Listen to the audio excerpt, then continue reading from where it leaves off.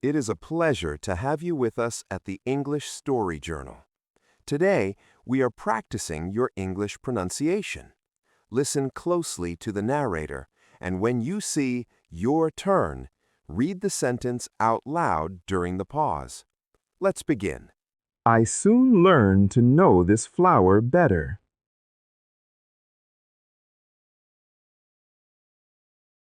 On the little prince's planet, the flowers had always been very simple.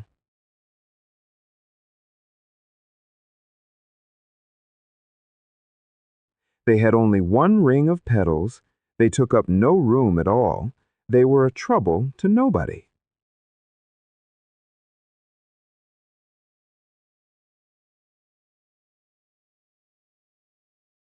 One morning they would appear in the grass, and by night they would have faded peacefully away.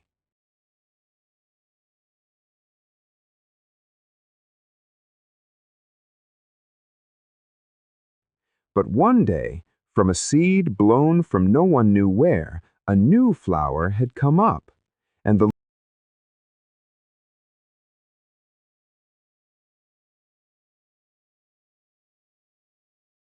little prince had watched very closely over this small sprout, which was not like any other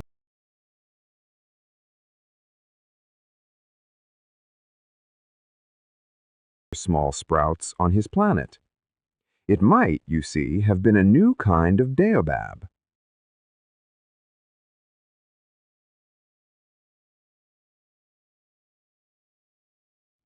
The shrub soon stopped growing and began to get ready to produce a flower.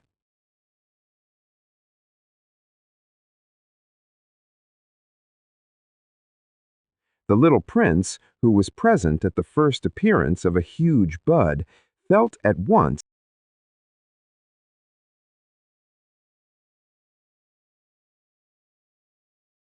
that some sort of miraculous apparition must emerge from it.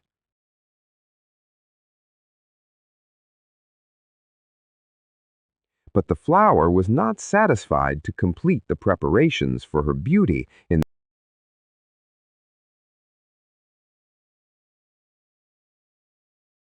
the shelter of her green chamber. She chose her colors with the greatest care.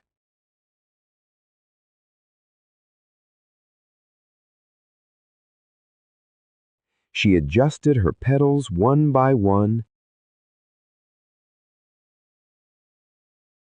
She did not wish to go out into the world all rumpled like the field poppies.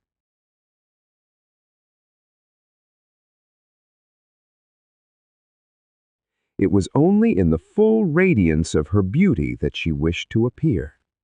Oh yes,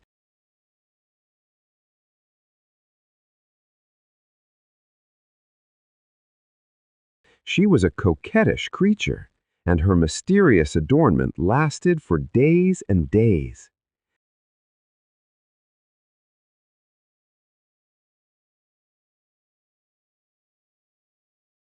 Then, one morning, exactly at sunrise, she suddenly showed herself.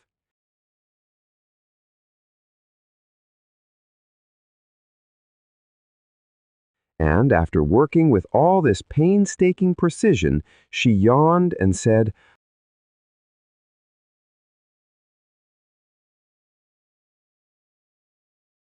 "Ah, I am scarcely awake. I beg that you will excuse me. My petals are still all disarranged."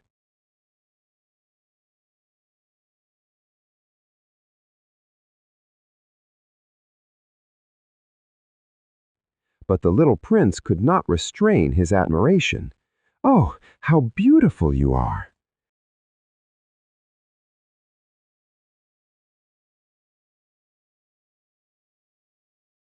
"Am I not?" the flower responded sweetly.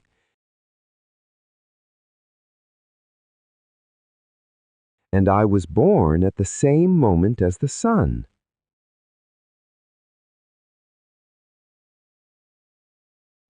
The little prince could guess easily enough that she was not any too modest, but how moving!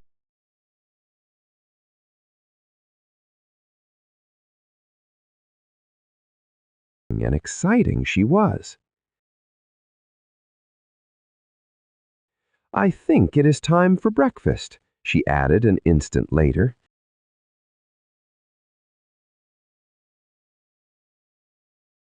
"If you would have the kindness to think of my needs." And the little prince,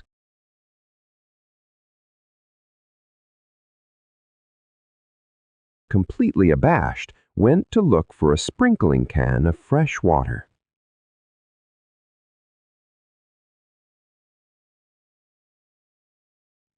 So he tended the flower. So, too, she began very quickly to torment him with her vanity, which was, if the truth be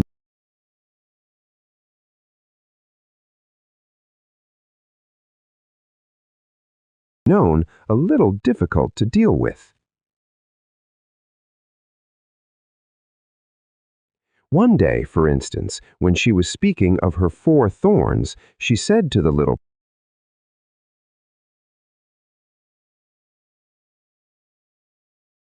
prince, "Let the tigers come with their claws."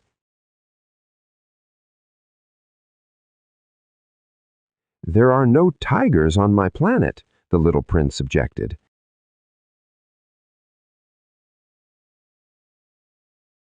"And anyway, tigers do not eat weeds." "I am not a weed," the flower replied sweetly. "Please excuse me."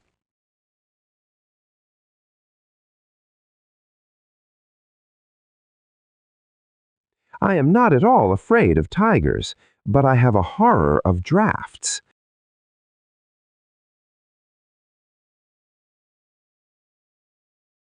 "I suppose you wouldn't screen for me?" "A drafts, that is bad luck for a plant," remarked the little prince, and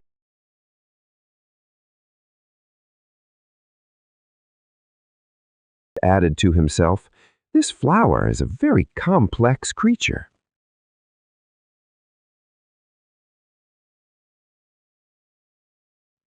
"At night, I want you to put me under a glass globe. It is very cold where you live.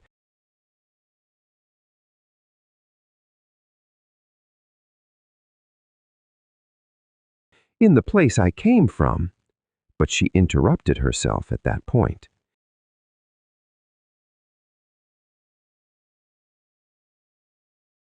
She had come in the form of a seed. She could not have known anything of any other worlds.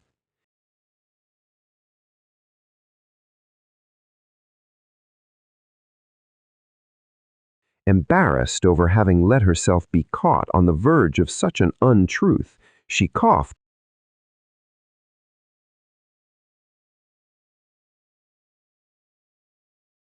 2 or 3 times in order to put the little prince in the wrong.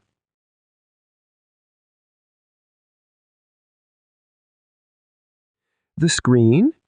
I was just going to look for it when you spoke to me."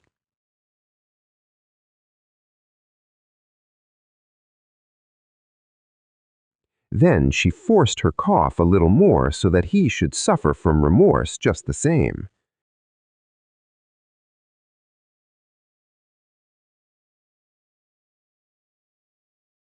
So the little prince, in spite of all the goodwill that was inseparable from his love, had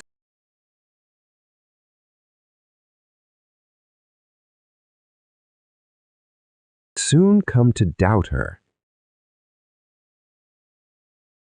He had taken seriously words which were without importance, and it made him very unhappy.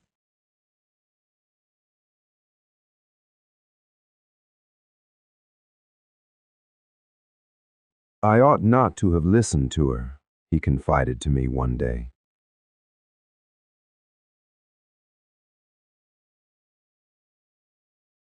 One never ought to listen to the flowers. One should simply look at them and breathe their fragrance. Mine perfumed all my planet.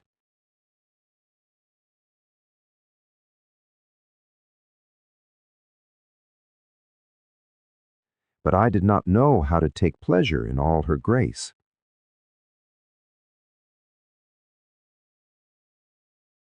This tale of claws, which disturbed me so much, should only have filled my heart with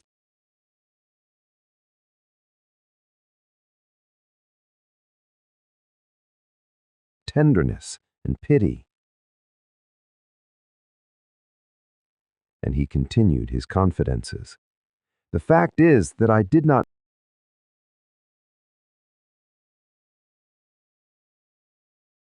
know how to understand anything. I ought to have judged by deeds and not by words. She cast her fragrance and her radiance over me. I ought never to have run away from her.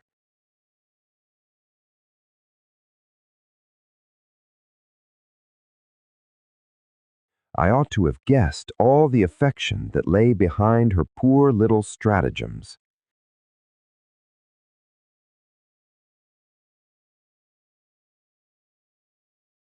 Flowers are so inconsistent, but I was too young to know how to love her.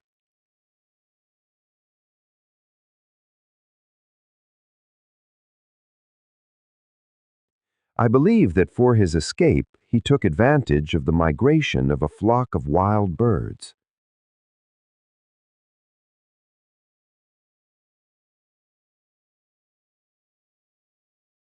On the morning of his departure, he put his planet in perfect order.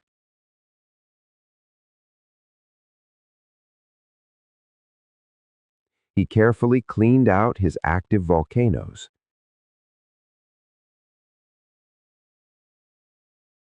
He possessed 2 active volcanoes, and they were very convenient from heating his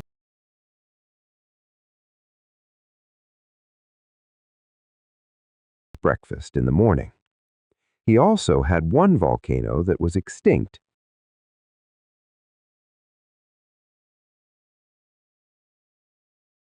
But, as he said, one never knows. So he cleaned out the extinct volcano too.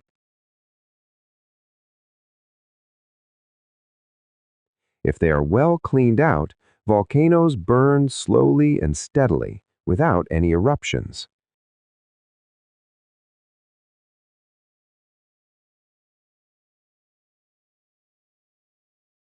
Volcanic eruptions are like fires in a chimney.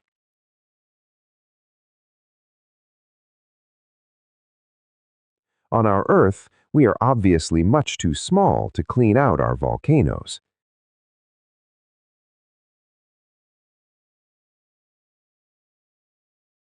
That is why they bring no end of trouble upon us.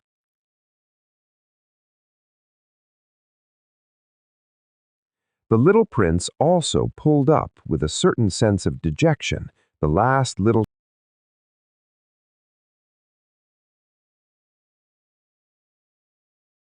shoots of the baobabs. He believed that he would never want to return.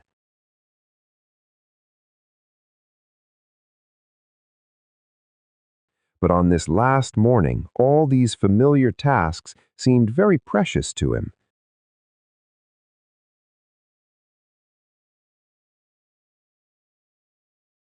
And when he watered the flower for the last time and prepared to place her under the shelter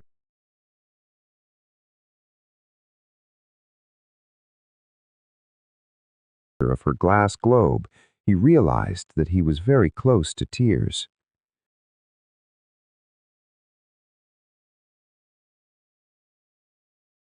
"Goodbye," he said to the flower, but she made no answer. "Goodbye," he said again.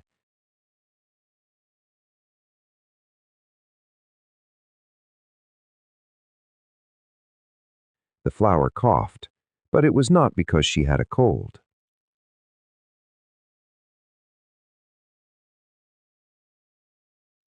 "I have been silly," she said to him at last. "I ask your forgiveness.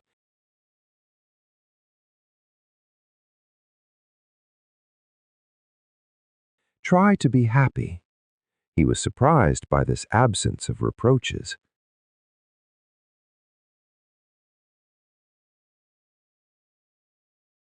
He stood there all bewildered, the glass globe held arrested in mid-air.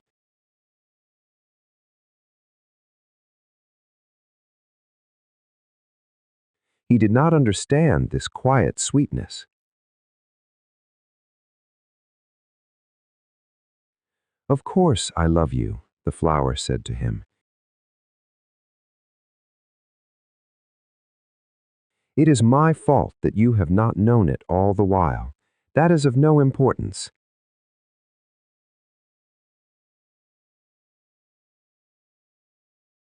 But you have been just as foolish as I. Try to be happy. Let the glass globe be.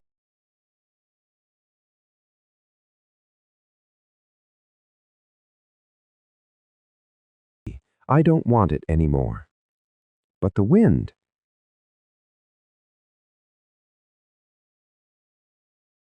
"My cold is not so bad as all that. The cool night air will do me good. I am a flower."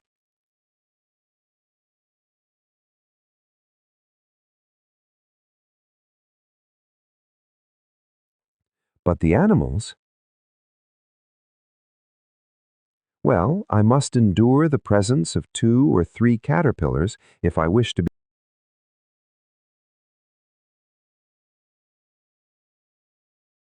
become acquainted with the butterflies. It seems that they are very beautiful."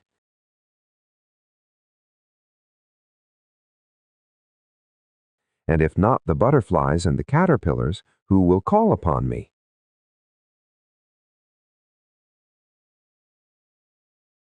"You will be far away. As for the large animals, I am not at all afraid of any of them.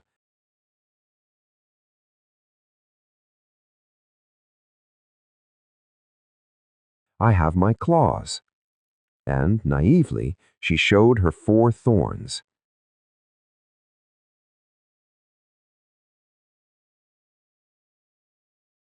Then she added, "Don't linger like this. You have decided to go away.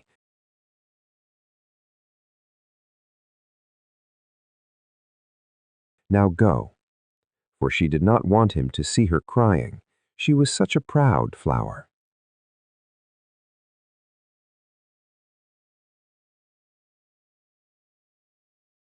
Thank you for spending time with us. I hope this story brought you peace and reflection. We will see you soon.